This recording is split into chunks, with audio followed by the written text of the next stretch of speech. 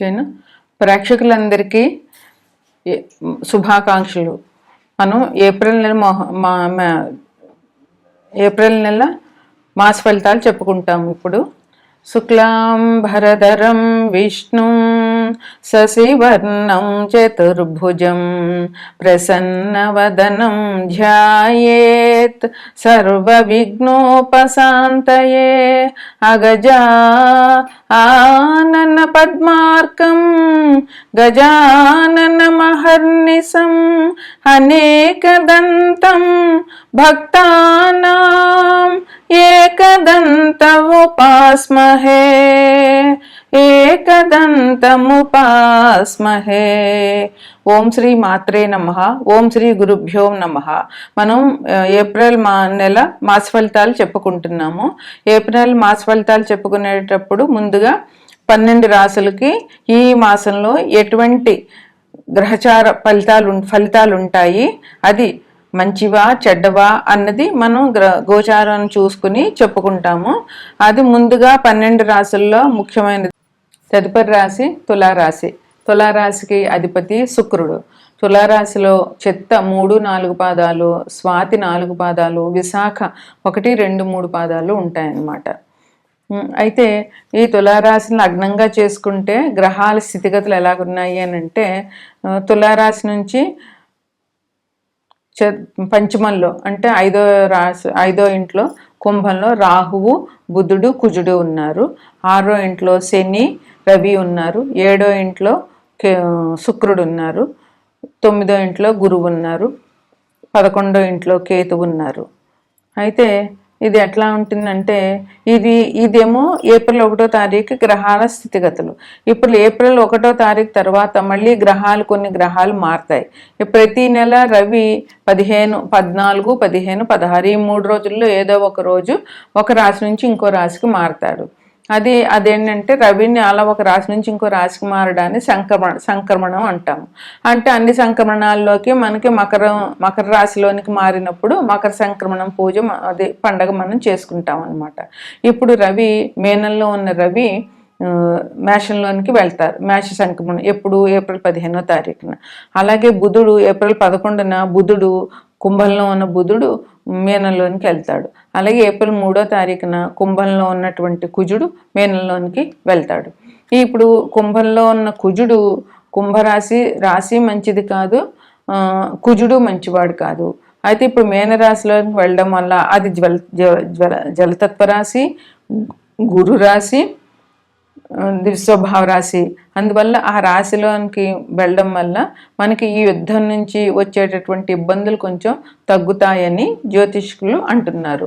అందువల్ల ఈ మాసంలో ఏప్రిల్ నెలలో కుజుడు ఇక్కడి నుంచి అక్కడికి మారడం వల్ల ఈ యుద్ధ భయం తగ్గే అవకాశం చాలా ఉంటుంది.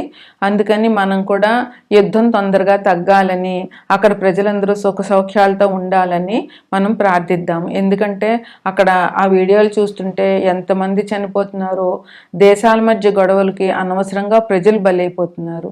అందువల్ల మనందరం కూడా ఆ భగవంతుడిని ప్రార్థిద్దాము. ఆ యుద్ధం తగ్గిపోయి అక్కడ ప్రజలు సుఖశాంతులతో ఉండాలి. మనందరం ప్రార్థన చేస్తే తప్పకుండా ఫలిస్తుంది అన్నమాట. అందుకని అందరం చిత్తశుద్ధితో 1 నిమిషమైనా సరే ప్రార్థన చేద్దాము.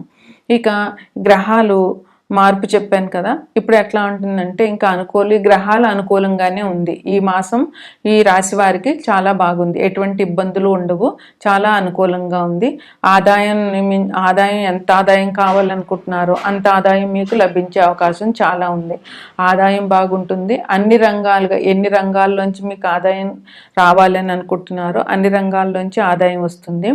నిరుద్యోగులకి కష్టము ఉంటుంది, కానీ అనుకూలం ఉంటుంది.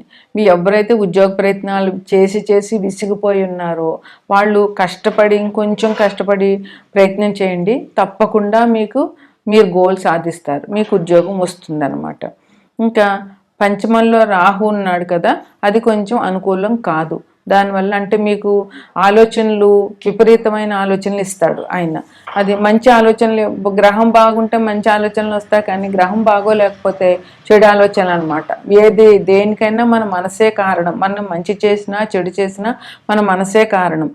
అంటే మన ఆలోచనలే కారణం. అందువల్ల ఈ రాహు అనుకూలం కాదు కనుక ఒకవేళ చెత్త ఆలోచనలు వచ్చినట్లయితే 1కి 10 సార్లు ఆలోచించి ఆ పని చేయకుండా ఉండడమే మంచిది. మీరు మంచి చేయకపోయినా పర్వాలేదు, ఎవరికి చెడు మాత్రం చేయకండి. ఇంకా అధైర్యం, చికాకులు, చాలా ధైర్యం, మానసికంగా ధైర్యం తగ్గిపోవడం వల్ల అధైర్యపడిపోతారు. చికాకులు చాలా ఎక్కువగా ఉంటాయి. అందువల్ల కొంచెం ఇబ్బందులు వచ్చినా కూడా మీరు బాగా వాటిని ఎదుర్కోవాలన్నమాట. ఇంకా కుటుంబంలో కూడా చిన్న చిన్న గొడవలు వచ్చే అవకాశాలు ఉంటాయి. వాటిని సామరస్యంగా మీరు సర్దుకోండి. వ్యవసాయదారులకి బాగుంటుంది. ధాన్యం వృద్ధి పెరుగుతుంది, ధనం కూడా వృద్ధి పెరుగుతుంది. స్నేహితులు చాలా మంచిగా మీకు కోఆపరేట్ చేస్తారు. వాళ్ళ వల్ల మీకు చాలా సుఖం, సంతోషం దొరుకుతాయి. ఆరోగ్యం విషయం బాగానే ఉంటుంది, ఎటువంటి ఇబ్బందులు ఉండవు, ఆరోగ్యం బాగుంటుంది. ఇంకా వాహన సౌఖ్యం కూడా ఉంటుంది. మీరు ఎక్కడికైనా వెళ్ళాలంటే ఒకవేళ వాహనం కొనుక్కోవాలన్నా కొనుక్కుంటారు. అలాగే వాహనంలో ఎక్కడికి వెళ్ళినా కూడా వాహనంలో వెళ్ళడం అలాంటివి జరుగుతాయి అన్నమాట. గృహంలో శుభకార్యాలు చేస్తారు. మీ ఇంట్లో మీరు పెళ్ళిళ్ళు ఏదో ఒక శుభకార్యం జరుగుతుంది. ఇప్పుడు ఉత్తరాయణం పుణ్యకాలం కనుక గృహ నిర్మాణానికి కూడా శంకుస్థాపనలు చాలా ఈ 6 నెలల్లోనే చెయ్యాలి. తర్వాత 6 నెలలు పనికిరాదు కనుక ఈ ఉత్తరాయణ పుణ్యకాలంలో శంకుస్థాపన చేయడము, తీర్థయాత్రలు చేయడము, నోములు, వ్రతాలు, పూజ చేసుకోవడాలు చాలా మంచిగా ఉంటుంది. ఇంకా విందులు వినోదాలతో మీరు టైం స్పెండ్ చేస్తారు. అందువల్ల చాలా ఆనందంగా ఉంటారనమాట.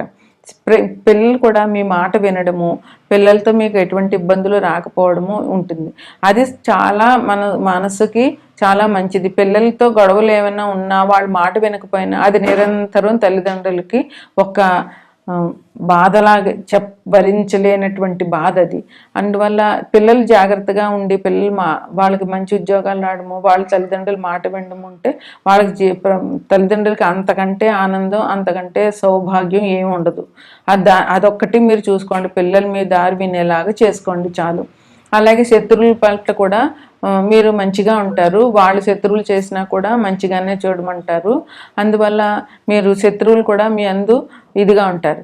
ఇప్పుడు గ్రహాలు పనిచేయటం లేదని మనం అనుకోవడం కాదు, గ్రహాలు అనుగుణంగా మన మనసు మనం మార్చుకోవాలి. దానివల్లే మనకి మంచి జరుగుతుంది అన్నమాట.